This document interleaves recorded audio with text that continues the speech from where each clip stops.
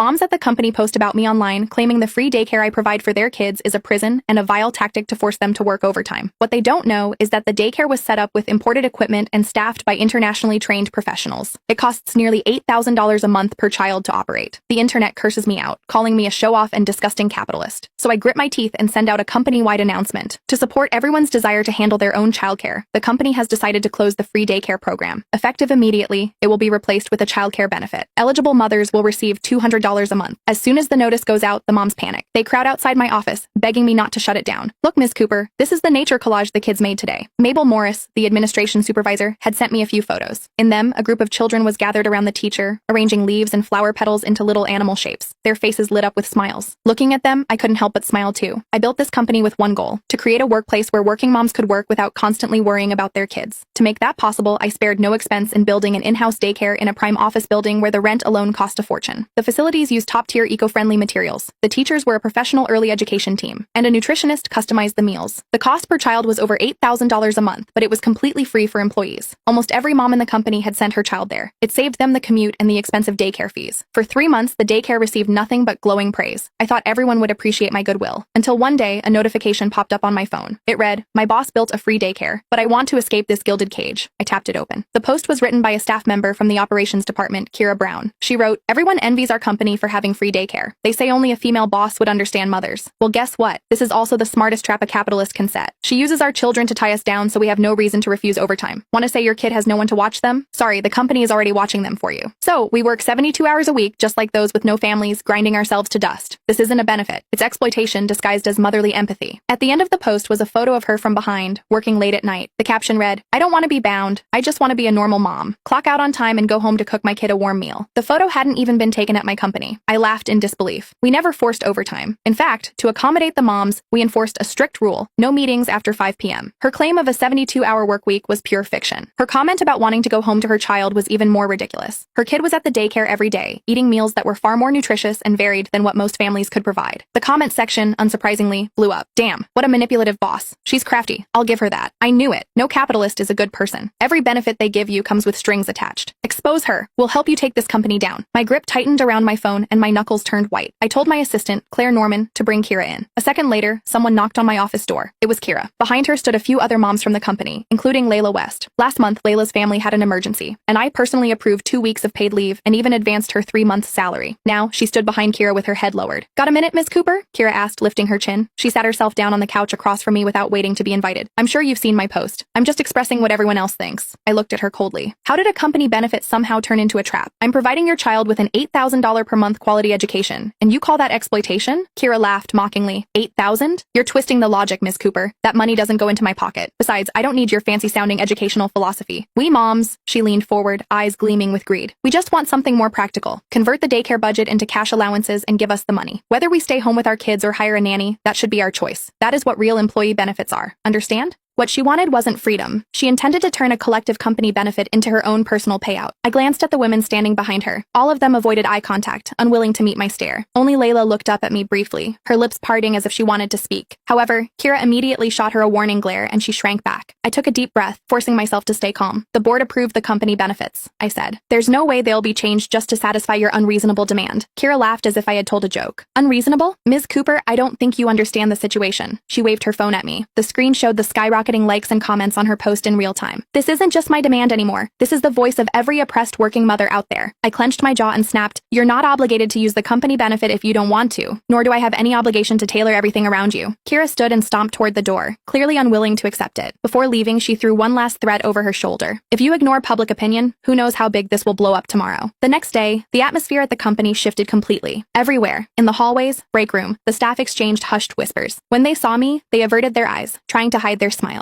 Kira's desk had also become the center of attention. A crowd gathered around her, praising her courage while wearing hopeful, eager expressions. "We've got your back, Kira." "Yeah, why should all that money go to those foreign teachers? We don't get a single cent." "Go big. They can't fire all of us. The law won't allow it." I heard every word as I passed. It turned out that they saw me as a gullible boss they could push around however they wanted. That afternoon, Layla slipped into my office alone. Her eyes were red, and she was holding a cup of coffee. "Ms. Cooper, please don't be mad. Kira's just getting carried away because people online keep hyping her up." She set the coffee on my desk, sounding feigning concerned. Actually, no one really thinks the daycare is bad. It's just that if that money could be converted into allowances, things might be a little easier for everyone. I looked at her, the very employee I had helped more times than I could count. Really? So you support shutting down the daycare? Her eyes flickered with guilt, but she quickly lifted her gaze and forced a smile. Of course, I'm on your side. I'll always remember everything you've done for me. I'm honestly just worried about you. The online noise is badly affecting the company. Maybe you could compromise a little?